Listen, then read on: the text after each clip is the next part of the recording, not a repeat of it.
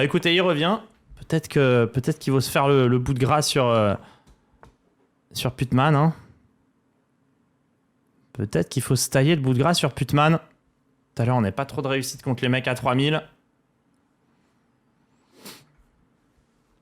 On va aller chercher encore une game. Alors, je sais plus où est mon record. Je sais pas si quelqu'un peut me le dire. Je connais plus mon record sur Chesscom. Je joue pas pour les records. Hein. Je joue pour gagner.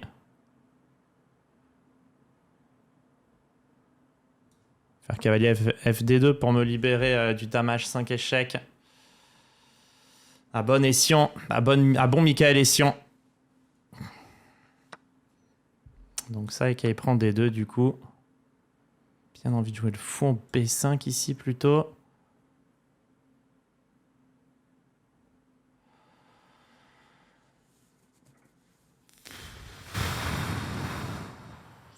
D6.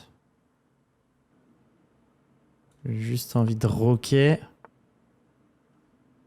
Je vais prendre.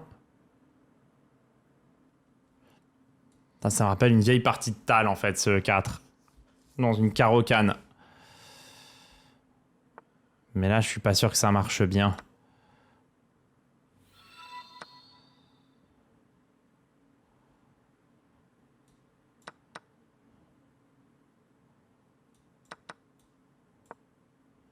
Ah, je menace ça et je menace ça.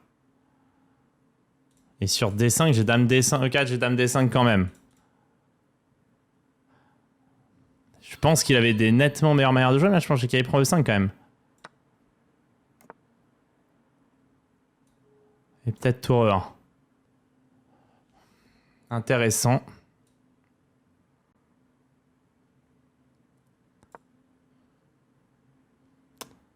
Pas sûr de ce coup en fait. J'ai pas aimé mon coup là.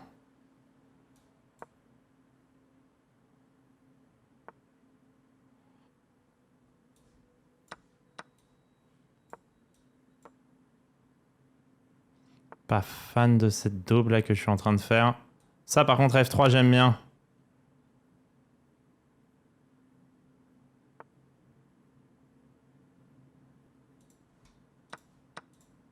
Ça j'ai trouvé chelou de faire tour E7 à cause de ce que je viens de jouer.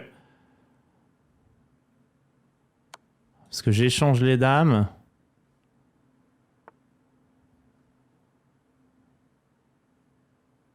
Je crois que je peux jouer B3. Pour échanger une fois et monter le roi.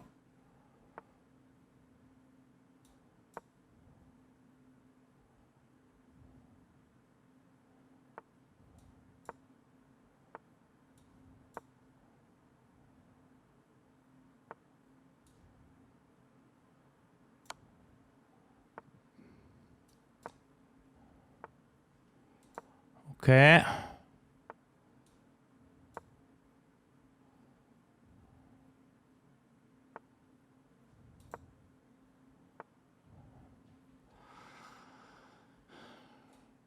Ok.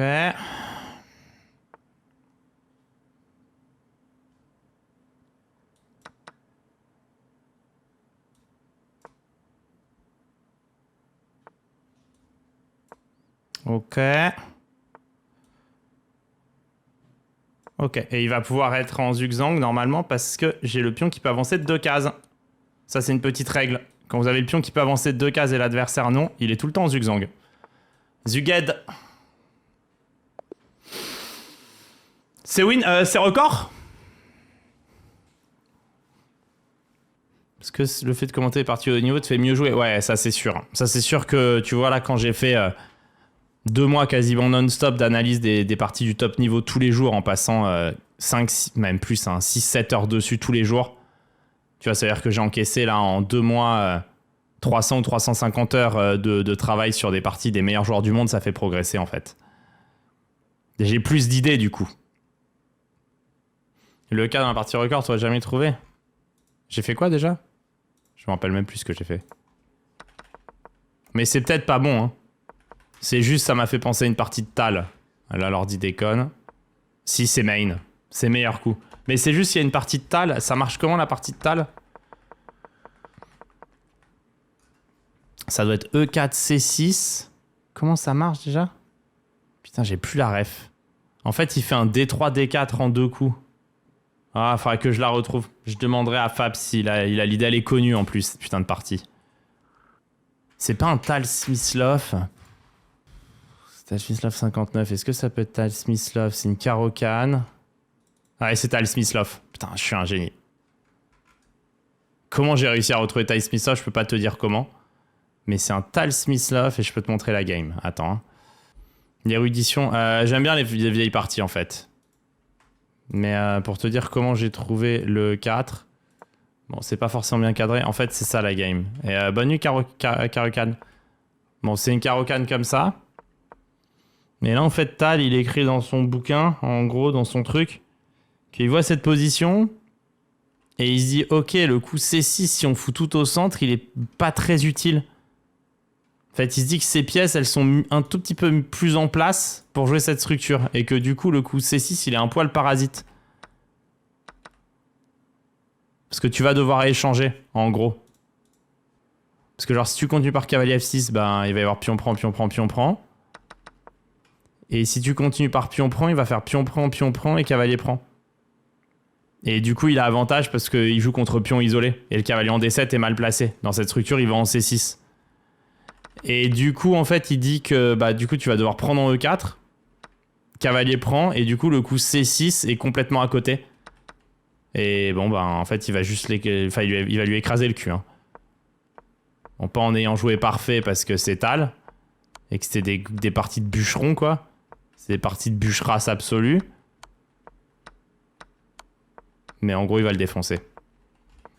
Et donc, en ayant ce D4 de Tal, tu vois, si t'as le D4 de Tal ici, ben mon E4, en fait, il est beaucoup plus facile à avoir. Tu vois, c'est un peu la même chose. C'est qu'en fait, tu veux ouvrir le truc et tu pars du principe que s'il prend ça, ça va servir à rien et tu veux ouvrir.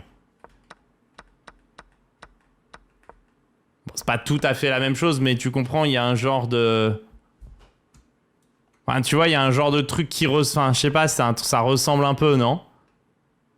Enfin, de très loin, hein, mais je sais pas, voilà, c'est juste pour m'expliquer. Puis il y a le roi au centre, il y a le machin, enfin, il y a deux trucs qui viennent s'entremettre, mais en fait, le D4 ici de Tal me le rappelait, quoi. Rien à voir quand même, ouais, rien à voir, mais c'est pour ça que j'ai toujours aux enfants, apprenez les vieilles parties. Apprenez les vieilles parties, parce qu'en apprenant les vieilles parties, en regardant les vieilles parties, en étudiant les vieilles parties, ça vous donne de l'imagination, ça vous donne de l'imagination mémorisée. Bah moi, j'ai pas mémorisé. En fait, juste la seule chose que je me rappelais de la partie de Tal, c'est cette position-là et D4. En fait, j'ai un diagramme en tête. Après, je sais plus comment la partie s'est passée. Je savais juste qu'il avait défoncé après, mais je savais plus comment. Mais genre, t'as un truc comme ça. Magnifique, ce coup D4, j'ai vraiment progressé hein, en le voyant. Ouais, mais c'est ça, en fait. C'est étudier les classiques. Ça, à un moment donné, ça devient en partie. Le coach qui a dit pas de livre. De pas lire de livres étant sûr. Ah ouais, c'était... Mais en plus, c'est intéressant de lire des livres.